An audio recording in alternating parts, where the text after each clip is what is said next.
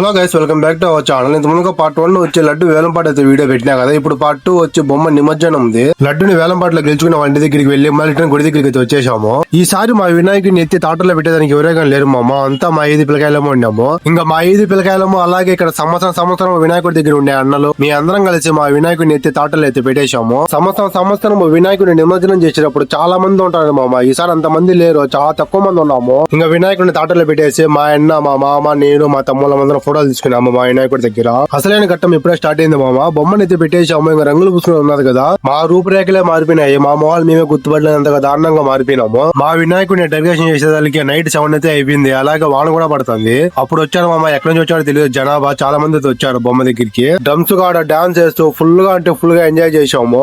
ఎప్పుడు డాన్స్ పోయినాడు మా తమ్ముడు కూడా మా మామ అల్లుడిని ఎత్తుకొని డాన్స్ చేశాడు. ఫోన్ కాల్ వచ్చినట్టు ఒకసారి చూపిస్తా చూడండి మామ మీరు కూడా.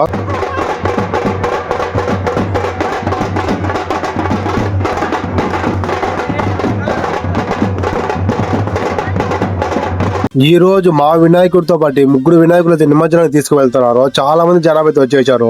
పార్ట్ 1 లో చెప్పినా కదా, మా రూపురేఖలే మారిపోయినాయి నిమజ్జనం అప్పుడని. మా మొహాలు మేమే గుర్తుపడలేదు, దారుణంగా మారిపోయినాము. చాలా బాగా అంటే చాలా బాగా ఎంజాయ్ చేసినాము. ఫుల్ గా. మీరు ఎలా ఎంజాయ్ చేశారో కామెంట్ చేయండి. ఓకే మరి ఉంటాను.